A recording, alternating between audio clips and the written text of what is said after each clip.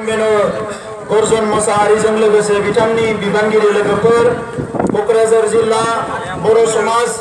हारिमु आफाद आरो गुबुन गुबुन आफादनिफ्राय बाहागो लाफैनो हानाय मानगोनां दैदेनगिरि नोंथांमोन, बर' थुनलाइ आफादनि मानगोनां दैदेनगिरि नोंथांमोन, सिबिनां आइ आफा रायजो राजा आरो बिग्रायारि मानगोनां लोगोफोर, दा बे समाव आङो दिनैनि हाबाफारियाव बाहागो लाफैनाय साफ्रोमबो दैदेनगिरि आरो क'क्राझार जिल्लानि गुबुन गुबुन दख'रानिफ्राय बाहागो लाफैनो हानाय साफ्रोमनोबो दुलाराय बर' फरायसा आफाद मिरुनि जानानै बिग्रायारि गाहाम हामलायनायखौ बावहरबाय आरो हाबाफारिखौ जाफुंसार होनायनि थाखाय नोंथांमोन बयनोबो आङो बे समाव रोजा रोजा साबायखर बावहरबाय। दिनैनिफ्राय फैगौ 4 अक्ट'सिम 5 अक्ट'सिम सानब्रैनि हाबाफारि लानानै राजा लामा जथुमनाय हाबाफारिखौ जोङो जागायबाय आरो बिनि गुबै जाहोनखौ नोंथांमोननो सिगांनि बिबुंथि होलांनाय जोंनि दैदेनगिरिफ्रा फोरमायनानै होलांबाय। आथिखालाव भारतआव बीजेपी सरकार दङ। बे बीजेपी सरकारनिनो नखर मन्त्रि राजनाथ सिंहआ थांनाय बोसोरनि 22 एप्रिलाव जेला गोलाव सोमावसारनायनि उनाव गिबि खेबनि थाखाय बेसेबा गोबावनि उनाव राजखान्थियारि थाखोआव पलिटिकेल लेभेलाव जेला ट्राइपार्टाइट टक जादोंमोन दिल्लीआव, जि ट्राइपार्टाइट टकआव भारतनि हम मिनिस्टारखौ लानानै गासैबो हम डिपार्टमेन्टनि अफिसारफ्रा दंजोबोमोन, जि ट्राइपार्टाइट टकआव आसामनि चिफ मिनिस्टारखौ लानानै आरोबाव सासे केबिनेट मिनिस्टार चन्द्र महन पाटवारीखौ लाफानानै गासैबो चिफ सेक्रेटारि हम कमिशनार गासैबो दंजोबोमोन। जि सावरायनायाव बर'फोरनि जानानै एनडिपि प्रग्रेसिभ, एबसु, बारग' एमपि, जयेन्ट एक्सन गासैबो सा 19 बेसेबा गिदिर मोनसे टीमा बै सावरायनायाव जोङो बाहागो लाहैदोंमोन आरो बेवहाय गोबां खोथा सावरायनायनि गेजेराव जोबथारनायाव जोङो राजनाथ सिंहखौ सोंदोंमोन जे दिनैनि उनाव मा जागोन, दिनै जे सावरायनाय जाबाय बिनि उनाव मा जागोन, जोङो राजा लामायाव फैफिननांगोन ना फैफिननाङा, रेल लामा जथेनांगोन ना जथेनाङा, मा जागोन दिनैनि उनाव नोंथाङा जोंनो बुं। अब्ला राजनाथ सिंहआ बुंदोंमोन जे नोंथांमोननि आन्दलना बेसेबा गोजाम मोनसे आन्दलन, बे आन्दलनखौ जों बयबो मिथिगौ, बे सोमावसारनायखौ जों बयबो मिथिगौ आरो बे सोमावसारनाया जे दिनै सुस्रांनायनि सलुसन खालामनायनि सम सफैबाय जों बयबो मिथिगौ। दा बेनिखायनो नोंथांमोना राजा लामायाव फैफिननो नाङा, रेल लामायाव फैफिननो नाङा, जोङो नोंथांमोननि सावरायनायखौ लांबाय थागोन, बे खोथाखौ राजनाथ सिंहआ जोंनो फोरमायदोंमोन। आरो अब्ला जों बुंदोंमोन जे नोंथाङा सानफ्रोमबो सम मोनाबो जानो हानाय, बिनिखायनो नोंथांनि सोरबा सासे हम मिनिस्टारखौ बिबान होनानै गोदो जेरै बिएससिनि समाव गोबां मानसिखौ बिबान होदोंमोन, बिटिसिनि समाव बिबान होदोंमोन, बेबायदिनो नोंथाङा भारतनि सोरबा सासे मन्त्रिखौ बिबान होनानै जोंनि बड'लेण्ड जेंनाखौ सुस्रांनायनि हाबाफारिखौ लानांगौ, जोङो बेखौ फोरमायदोंमोन। आरो बिनि उनाव मानगोनां रायजोफोर जों मास मोनसे मोननै नेबाय, सरकारनिफ्राय जेबो इनिसिएटिभ गैया, नेयो जेबो इनिसिएटिभ गैया। बेनिखायनो जोङो फिन माखासे सोमावसारनाय हाबाफारिखौ लाबाय। नोंथांमोना बयबो नुदों, जों बयबो बाहागो लादों जे थांनाय बोसोराव आइजोफ्राबो नेशनेल हाइवे ब्लकेट खालामदों। बेबायदि हाबाफारिखौ लानानै आसामाव आरो दिल्लीयाव जोङो गोबां हाबाफारि लाबाय। गोबां हाबाफारि लासेयावबो दिनैसिमबो भारत सरकारा जोंनि जेंनाखौ सुस्रांनो थाखाय दावगाबोआखै, जोबोद दुखुनांथाव बाथ्रा। बिथांमोननि अफिसारफ्रा सम सम जोंजों रायज्लायहरो, बिथांमोननि अफिसारफ्रा बुङो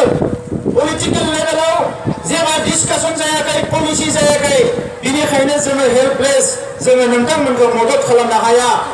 जोङो गोसो दङ, जों नोंथांमोनखौ एप्रिसिएट खालामो, नोंथांमोननि दाबिखौ जों गनायो, नोंथांमोना मोननांगौ,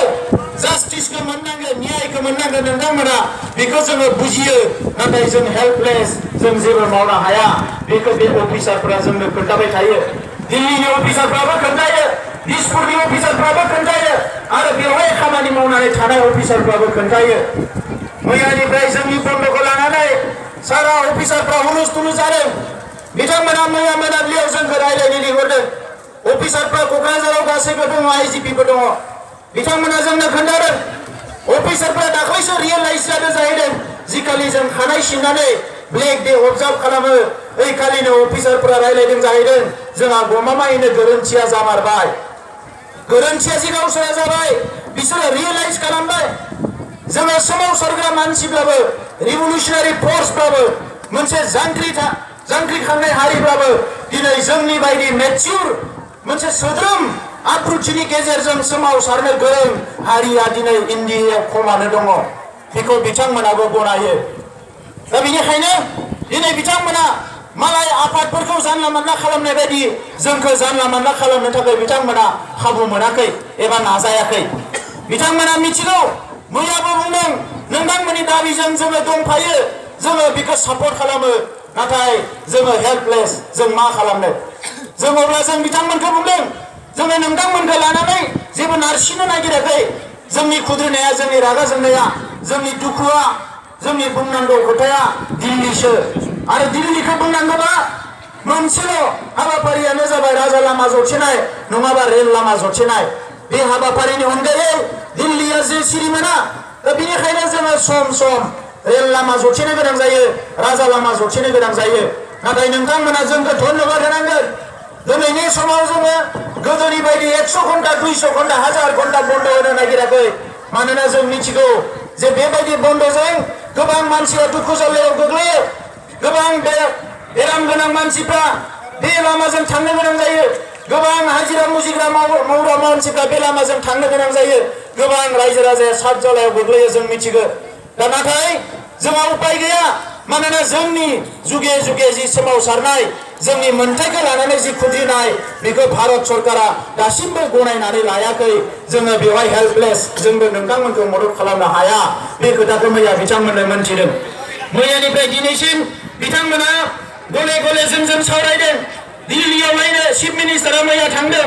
आरो मैया थांनानै चिफ मिनिस्टारा दिनै बे अफिसारफोरजों रायलायहरनानै बुंदोंनो गाबोन फुंनि गेजेराव आं राजनाथ सिंखौ लोगो मोनगोन आरो राजनाथ सिंखौ रायलायनानै बिथांमोनजों सावरायनायनि बेबस्था खालामगोन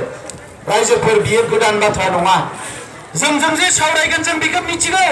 दिनै नङा गाबोन सावरायगोन सावरायाबा जेंनाया सुस्रां जाया जों बेखौबो मिथिगौ नाथाय सावरायनायनि मुङाव सावरायनायल' जों बेखौ लुबैयाखै जों लुबैदों सावरायनायजों लोगोसे बड'लेण्ड जेंनाया सुस्रांजानांगौ जों बेखौ लुबैदों दा बेनिखायनो बिथांमोना जोंखौ खावलायदों नोंथांमोना थासारिखौ मोजाङै लाखिनांगोन थासारिखौ गाज्रि खालामोबा सावरायनाया नस्थ' जागोन गभर्नमेन्टआ सावरायनो थासारि मोननाय नङा जों बुंदों थासारिखौ जों नस्थ' खालामाखै थासारिखौ जों गाज्रि खालामाखै आरो थासारिखौ गाज्रि खालामनोबा दिनै जोंनि मानसिफ्रा बेबायदि शान्तिपूर्ण भाबे 12 घन्टा 6 घन्टा 8 घन्टा ओंखाम उखै जानानै दै गांनानै राजा लामायाव जथेनो गारनानै मालायफोर बायदि जोंबो मटराव अन्थाइ खुबैनानै बायदिसिना खालामनानै जोंबो थानो हागौमोन नाथाय जों बेखौ खालामनो लुबैयाखै मानो खालामनो लुबैयाखै जोङो बेनिखायनो खालामनो लुबैयाखै जोङो जोंनि सोमावसारनायखौ जोङो गावनो गोदना सरथेनानै जोङो जोंनि सोमावसारनायखौ फोथैनो नागिराखै जोङो लुबैदों जे जोंनि सोमावसारनाया थांनानै थादों जेब्लासिम जोङो बड'लेण्डखौ मोना अब्लासिम जोंनि सोमावसारनाया थांनानै थादों आरो जोंनि सोमावसारनायखौ जोंल' नङा गुबुन हारिफ्राबो मुलुगनि मानसिफ्राबो नायनो लुबैनाय मदद होनो लुबैनाय अननो लुबैनाय मान होनो लुबैनाय बेबायदि रोखोमनि मोनसे रिभलिउसन जाथों सोमावसारनाय जाथों जोङो बेखौ लुबैदों दा दिनै मानगोनां रायजोफोर बेनिखायनो जे दिनै जोंनि जि सोमावसारनाया सोलिगासिनो दङ बे सोमावसारनायखौ जोङो बिनि जिउ आरो बिनि देरनाय लावनायखौ जोङो साफ्रोमबो बर' फिसाया बुजिनांगोन आङो थांनाय बोसोरनिफ्राय बुंदों जे सोमावसारनायाबो जिउ थायो सोमावसारनायाबो मानसि बायदि देरनाय लावनाय थायो जोङो सोमावसारनायखौ जोङो गोदना सेरथेनानै उन्दैयावनो फोथैयोबा बे सोमावसारनाया जोंनो फिथाइ होनो हानाय नङा नाथाय बे सोमावसारनायखौ जोथोन लानानै आब्रुथिनि गेजेरजों जोङो फेदेरनो हायोबा गिदिर गोलाव खालामनो हायोबा गेरेमसा खालामनो हायोबा इन्डियानि नङा वर्ल्डनि मानसिफोरखौ नुनो हानाय रोखोमनि जोङो गायसननो हायोब्ला बे सोमावसारनाया जोंनो फिथाइ होगोन आरो फिथाइया मा जोंनो आलादा रायजो नांगोन दिनै जोङो सोमावसारनायनि मुङाव एगेन रातसेट जाथों मानसि थैथों जिउ जोबथों जोङो बेखौबो लुबैयाखै जोंनि बुजिनायाव जोङो बेखौनो बुंदों जे बड'लेण्ड सोमावसारनाया जेसेबां जिउ होनांगौ होबाय जेसेबां थै होनांगौ होबाय जेसेबां सम्पति नस्थ' जानांगौ जाबाय बेसेबां बर' सुबुङा बेंगुरा जानांगौ जाबाय थांनाय 50 बोसोराव जि होनांगौ बर'फ्रा गासैखौबो होजोबबाय। दा जोंहा मोननांगौल' दङ। बे मोननांगौनि थाखाय जोङो फिन जिउ होफिननाङा। बे मोननांगौनि थाखाय जोङो फिन थै होनो नाङा। बे मोननांगौनि थाखाय जोङो दिनै सोमावसारनांगोन, जांख्रिखांनांगोन आरो गोजोन खौसेथिनि गेजेरजों जोङो दावगालांनांगोन। मानगोनां रायजोफोर, मोजां मोजां खामानि मावफुंनो थाखाय जोंनो गोसोआव सान्थि नांगोन, जोंनो मेलेमा गुसु जानांगोन। दिनै बैज्ञानिकफ्रा, साइन्टिस्टफ्रा गावनि रिसार्चनि खामानि मावनायाव गुसु मेलेमजोंसो बिथांमोना मोजां मोजां जिनिस बरननो हायो। आरो दिनै जोङो सोमावसारनाय बिग्रायखांनायाबो जोंनि थाखाय नुनायाव फिसा खामानि बायदि नुयोब्लाबो फैबाय, होख्रावबाय, थांबाय, बेखिनियानो सोमावसारनाय नङा। बे सोमावसारनाया बेसेबांबा गोथार, बे सोमावसारनाया बेसेबांबा गोथौ,